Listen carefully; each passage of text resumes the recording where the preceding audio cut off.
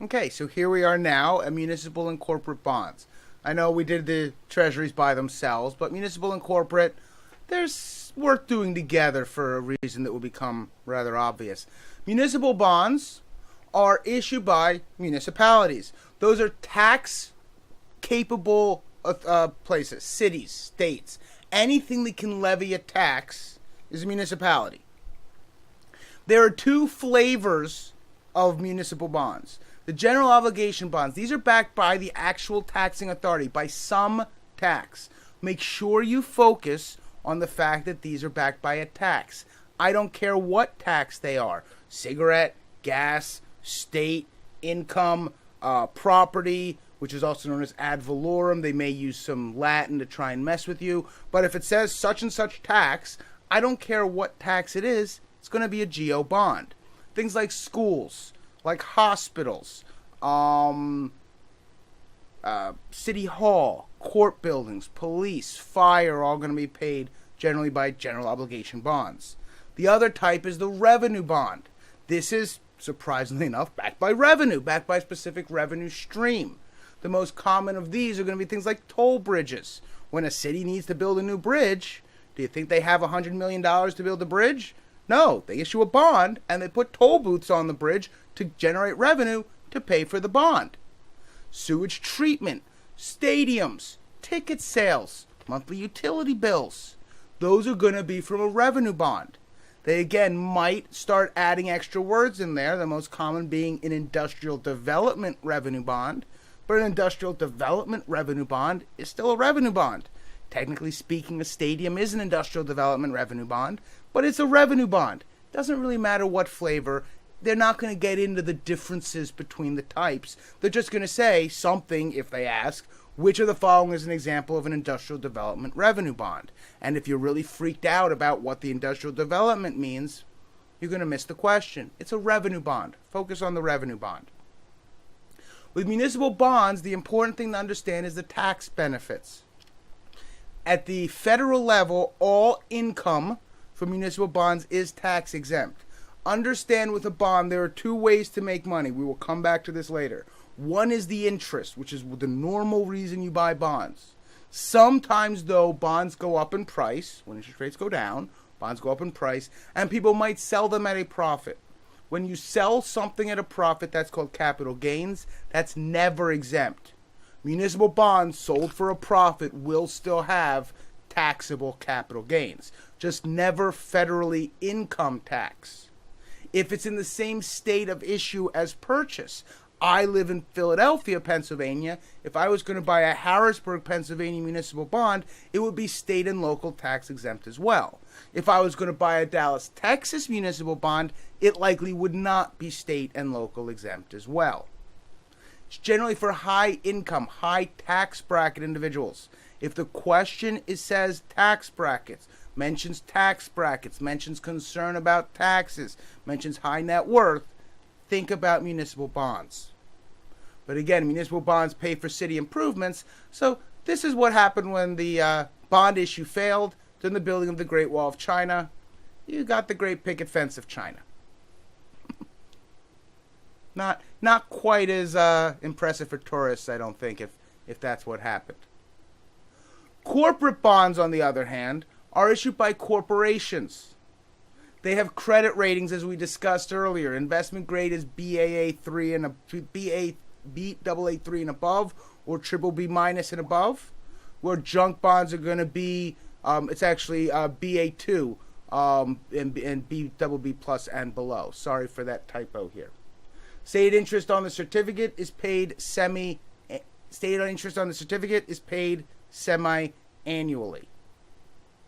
There can be certain attachments on these bonds. They can be callable, just like they could on preferred stock. The same basic idea. These can force the investor to sell the bond back before maturity, thus ending the expected interest payments. It allows the issuer to pay off debt early and refinance the interest rates. Let's think about that. I issued an 8% bond, 8% callable bond years ago for my company. Now, when we talk about bonds, we're not talking about that paying $80 a year, and I owe $80 a year. I issued $1 billion in bonds. I needed to raise money, so I raised $1 billion. I spent that money. But I owe 8%, $80 million a year. I'm making plenty of money. My company's doing great. It's fine. I've got plenty of income. But I'm now looking at the interest rates and going, if I'd waited, I could issue $1 billion today at 5%. And I'd only have to pay $50 million a year. Well, that's what I do.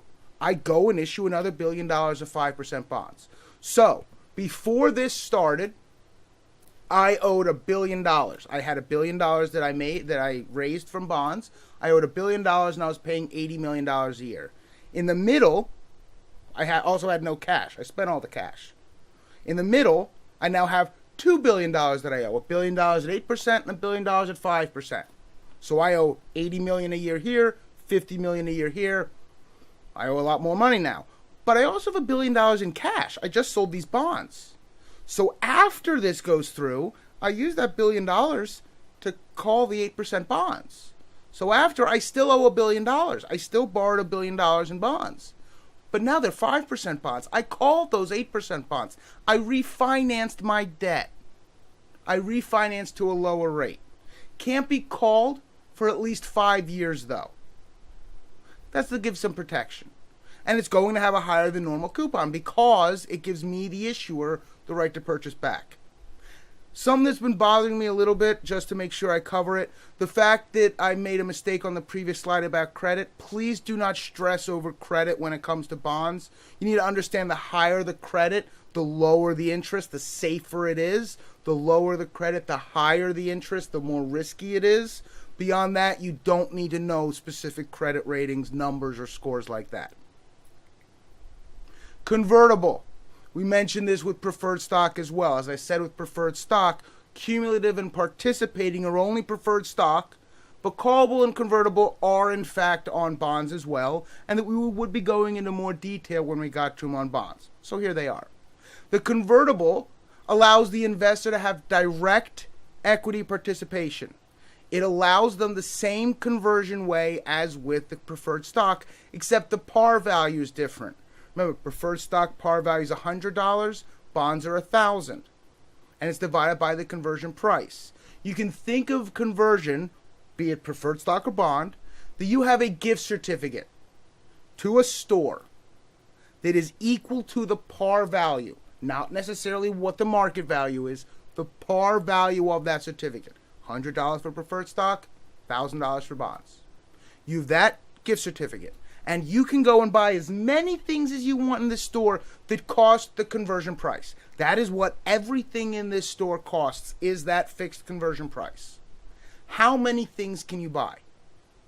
That is how many shares of common stock that certificate will convert into. As a benefit to the investor, who now has income and direct participation, I need to pay you less. Or I can pay you less, so I'm going to. Need is relative. I need to pay you more for the callable as a benefit to me, the issuer. I can pay you less, so I will with the convertible. So if we have a preferred stock that has a conversion price of $25, how many shares will that allow us to convert into? I will pause momentarily after these questions, as you may have seen in the past. So if you do want time to think about it, do pause them. I'm not normally going to stop for quite this long in most of them, but there are going to be some examples. And I will stop momentarily, so pause the video if you do want to try and answer on your own. What do? We think about that formula, par value divided by conversion price. The par value for preferred stock is $100. Conversion price is listed here as 25. 100 divided by 25 means this preferred stock, for every certificate we turn in, we are going to get 4 shares of common stock. What if we had a bond? What if there was a bond that had a conversion price of $40? How many shares of common stock is that bond going to convert into? Well, if you think back again to the formula, par for a bond is $1,000 divided by 40, and we find out that each one of these bonds would convert into 25 shares. Now, when we talked about liquidity, I mentioned how the secured bonds, you have general creditors, debentures, and subordinated debentures. Pretty much everything that we have discussed so far are types of debentures. They're backed by the faith and credit of the issuing company. Not all bonds have to be that way. You can borrow money through ways other than a credit card. Bonds are effectively a credit card. Sorry, let me rephrase. Debentures are effectively a credit card. If you don't pay your credit card bill, your credit gets hurt. Whereas a mortgage, if you don't pay your mortgage, what happens? Well, the mortgage is the most common type of secured bond. It's secured. It's collateral. It's backed by the property, whether it's like a house in the case of a normal person, or in the case of a business, the actual office.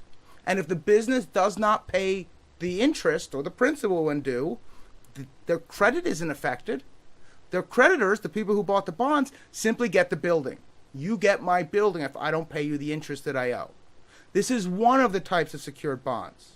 We also have equipment trust certificates. Equipment trust certificates are backed by a specific piece of equipment.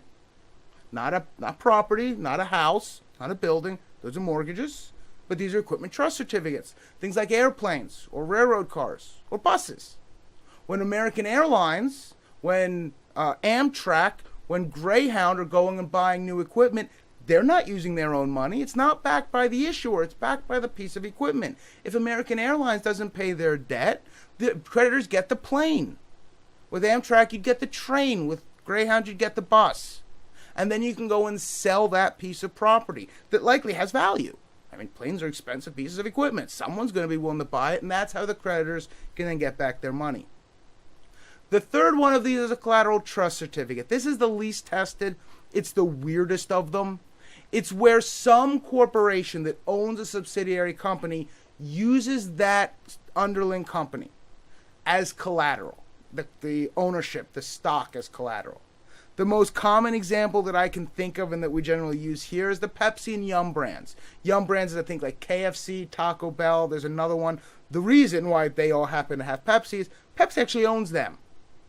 Pepsi owns them. Pepsi owns Yum brands. So if Pepsi wanted to issue a bond, they could issue a collateral trust certificate, where if Pepsi didn't make its interest and principal payments, whoever bought those bonds would then own those shares and that ownership of Yum brands. It's collateral. They're using stock here instead of a physical property like in a mortgage bond or physical equipment like in an equipment trust certificate. The short-term versus long-term characteristics of debt. Short-term has lower coupon rates, less reactive to changes in interest rates. Long-term is going to have higher coupon rates, but it is more reactive to changes in interest rates. The actual rates are opposite. The short-term rates fluctuate more. If you were going to go and try and borrow $20,000 for a year, 6 months, some short amount of time, and you went today, tomorrow, the next 4 days, and asked the bank what the rate would be for a 6-month loan, a 12-month loan, the rates could change day to day. Little bit. Whereas the long term, if you wanted to go and ask for a 20-year loan, the rates are going to be the same each day you give them. But if you bought one of them and rates changed, the shorter term one, the value wouldn't change as much as the long term one. The short term is less reactive to changes in interest rates. It won't change as much. The long term is more reactive. We will discuss this in a later chapter on risk when we actually get to interest rate risks. Municipal and corporate equivalence. This is an important thing, and it will almost certainly be tested. The idea is that a municipal is going to have a lower rate than corporate when they are equivalents.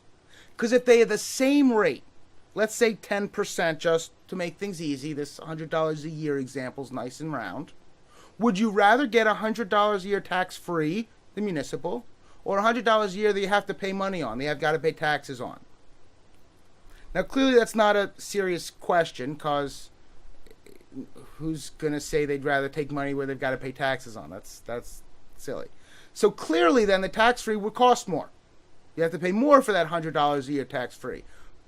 But remember, when bonds are issued, they always cost $1,000. Therefore, that $1,000 par can't change. It's a rule of bonds. can't change. So the rate has to change. If the price can't change, the only thing that really can is the rate. So if I was to offer, instead of $100 tax-free and $100 taxable, what if it was 90 tax-free or 100 taxable? You take the 90. What about 80 tax-free or 100 taxable? Likely you take the 80. What about 75? What about 70? Give me a second. Let me call my accountant real quick. That's what some of you may be thinking. Because at those numbers is where it starts to be equivalent. Depending on what your tax rate is, at those numbers, it's the idea as well. Would you rather get $100 that you've got to pay $25 in taxes on, or would you rather get $75 tax-free? In English, that is, would you rather get $75 tax-free or $75 after you've paid the taxes on whatever money you were given? 75 is 75. That's equivalence, where it doesn't matter which one you take, they're equal after tax. Or, conceivably, you could think of it as before tax. You could be asked, given this municipal, what would an equivalent corporate be? Well, what would you have to earn, given your tax rate, to make this amount after taxes? I do have posts and things below here as well to help explain this, because this is a sort of weird topic. But the idea is it boils down to these equations. If we know what the municipal rate is, M, and we know what the corporate rate is, C, and we know what the tax rate is, T, well, that means these equations are going to work. If we know the tax rate, we're paying T, well, that means we're keeping 100 minus T. If we're paying 30, we're keeping 70. Paying 25, we're keeping 75. We're paying 35, we're keeping 65. Okay, seems to make sense there. So whatever we keep times the corporate is what is after taxes. We pay T, we keep 100 minus T of the corporate, so that's what the municipal has to equal. Now, when I try and explain this second equation to make sure students don't actually memorize it, I have to go back to one of the scariest words and one of the dirtiest words people have in their memory. I hope everyone's sitting down. It's a terrifying word. I know it brings back nightmares. We ready? If you remember back to algebra, everyone okay? I hope everyone's okay. If you need time to breathe or collect yourselves, I understand. But if you remember back to algebra, one of the things that we learned there, sometimes when I mention algebra, people have seizures, so I just want to make sure people are forewarned. But when we talk about that, the idea of doing the same thing to both sides of the equation. You can add the same thing to both sides. You can subtract it, you can multiply, or you can divide. So if you memorize this equation, which sort of makes sense, what you keep of what's taxable is what you got to get after taxes. If you move this part to the other side, we can get rid of it here. We have to divide because it's on top up here. We've got to put it on the bottom. But that then generates this equation. You don't need to memorize both, just this one. So if we're given the corporate, remember these equations, if we're given the corporate, as in the client wants to know what the after-tax equivalent yield, the municipal rate, after-tax equivalent and municipal are the same because municipals don't pay taxes, what it would be given, we're looking at a 9% corporate bond. They're always going to have to give us the tax bracket. If they give a tax bracket, start thinking that it's likely a municipal question. But if we're in the 30% tax bracket, that means we're keeping 70%, right? 100 minus 30 is 70. So if we now look at the equations, we know that the municipal equals 9% times 100 minus 30. That's 9% times 70%. That's going to be 9 times 0.7. That's going to be 6.3. So what we know is the after-tax yield, or equivalent municipal rate, would be 6.3%. Would you rather get $63 tax-free, 6.3 times 10, tells you how much it's making, $63 a year, tax-free, or would you rather get $90 a year, where you have to pay $27 in taxes and keep $63? Same thing, $63 after taxes is $63 after taxes. What if we're given the municipal?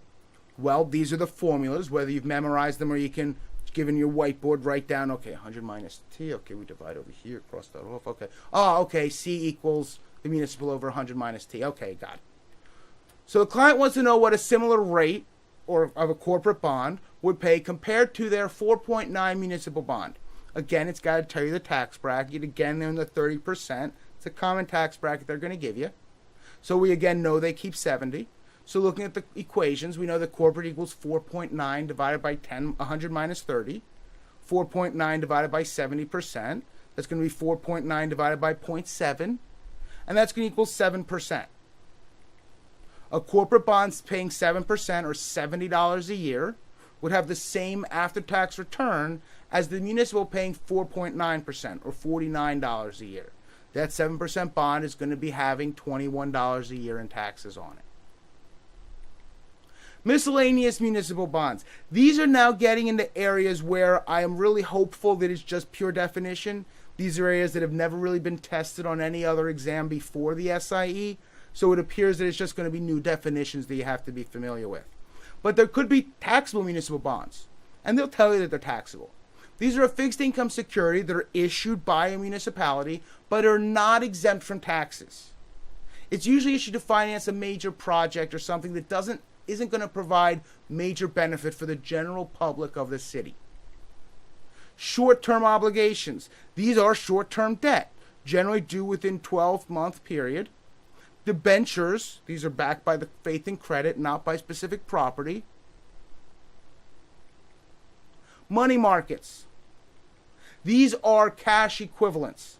When you look at mutual funds, one of the things that I always recommend when people start their securities licensing is that they stop looking at much of the security stuff that they might be hearing at their office. Like variable annuities are never going to help you. What you know about variable annuities from the office will never help you on these securities exams. But go and look up mutual funds all you want. And you're going to see that they invest in different things, and that most, if not all, mutual funds that you look at are going to say they have cash. 2, 3%, 5% at the most, some cash, to make sure that they can buy and sell, they can pay their fees. I mean, there's stuff that they need liquid cash for. They don't want to have to be selling securities whenever they need money to do something. But they're investing in money markets. They're not actually in physical cash. But these are short-term debt, maturity of less than 270 days. All treasuries that are maturing within 1 year, all treasury bills are money markets, and all treasury notes and bonds in their last year before they mature are money markets. The most common examples by name are going to be commercial paper, bankers' acceptances, and jumbo CDs. Jumbo CDs are not the CDs you buy from your bank. These are not redeemable. Bank CDs are redeemable. You buy them for $5,000, $2,000, a couple hundred, whatever. These have a minimum of $100,000. These are negotiable. These trade on exchanges. These are not the same CDs that most of us are familiar with hearing about. The only way you can become a millionaire by investing in savings accounts is to invest millions in savings accounts. That actually brings us to basically the end of talking about bonds and debt. We're next going to get on to derivatives, which is another word that occasionally causes seizures in students. Derivatives can be very complicated. We are going to be getting into them. There's a long chapter on it. But I do want to stress yet again that bonds are way, way more complicated than equity, than common stock and preferred stock. You are free to go back and watch how many slides are in these presentations. You will see that there's, I think, 3 or 4 times as many slides dealing with bonds as total in equity. As common and preferred combined, there's 4 or 5 times as much I have on bonds. Bonds are vastly more complicated. Make sure you give them the respect and the time they deserve. Read the additional material, watch the videos, anything like that that you need. Let me know if you have questions. Hope you enjoyed this, and I'll see you again next time for derivatives.